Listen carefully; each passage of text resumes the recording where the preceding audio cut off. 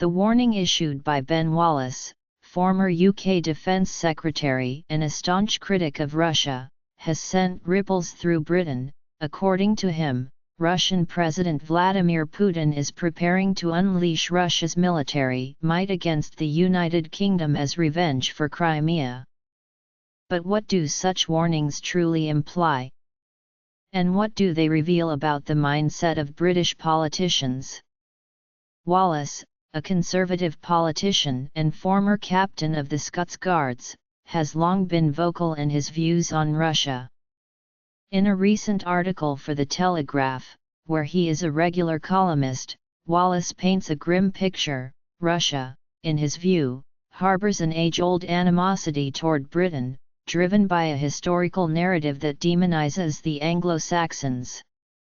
Wallace argues that Russia's desire to settle old scores, particularly for its perceived defeat in the Cold War, fuels its current actions. Make no mistake, Putin intends to settle the score with us. We must be ready for the inevitable, Wallace asserts. Historically, Russia and Britain have only faced each other directly in one conflict, the Crimean War of 1853–1856.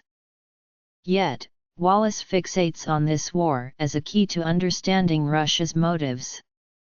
He argues that Russia's historical memory, particularly regarding the Crimean War, drives its contemporary policies. But his interpretation is not merely a reflection of past events, it's a narrative steeped in British perceptions of Russia as a nation bent on vengeance. Wallace's rhetoric is not just the ramblings of a retired soldier but reflects a deeper, entrenched mindset within the British elite.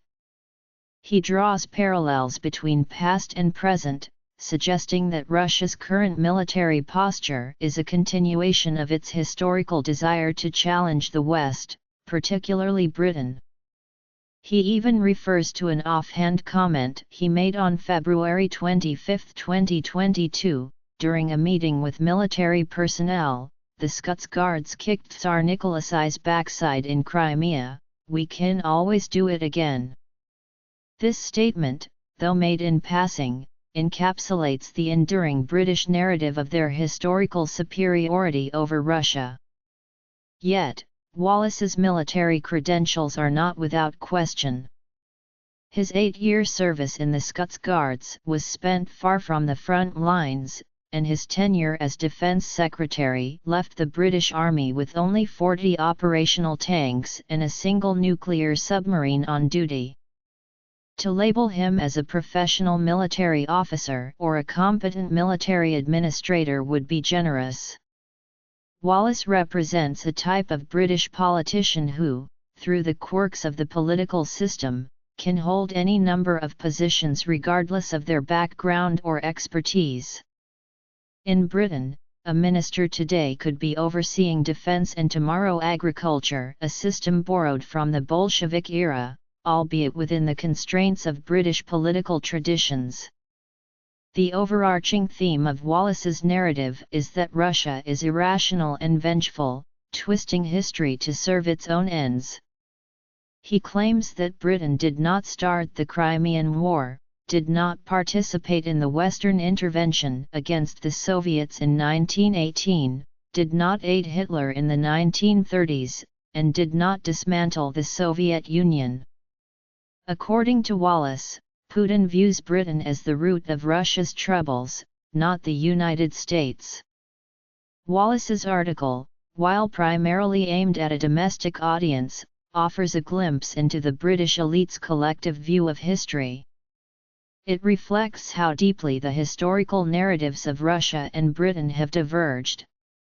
For instance, Wallace is openly disdainful of Russia's reverence for its victory in the Great Patriotic War, mocking the idea that Russia could have won World War II without Western help. He dismisses the notion that the Cold War was a consequence of Western policies, suggesting instead that Russia's actions were driven by irrational motives.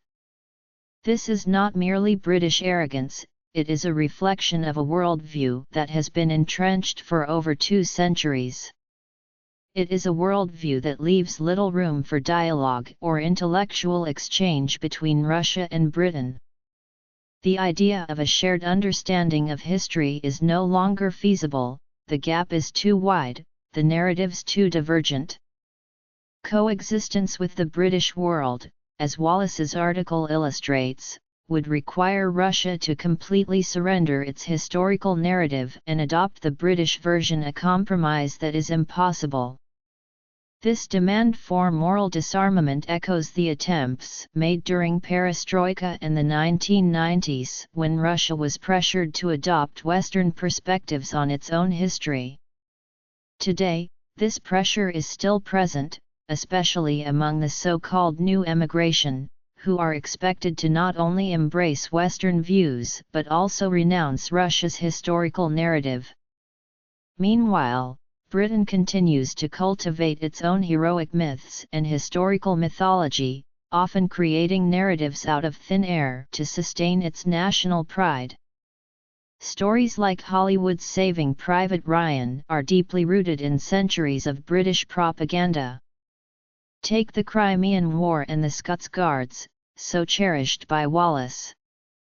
The story of the Thin Red Line, a defensive formation during the Battle of Balaclava, has been romanticized in British history as a symbol of heroic resistance, despite being a relatively minor skirmish with no casualties on either side.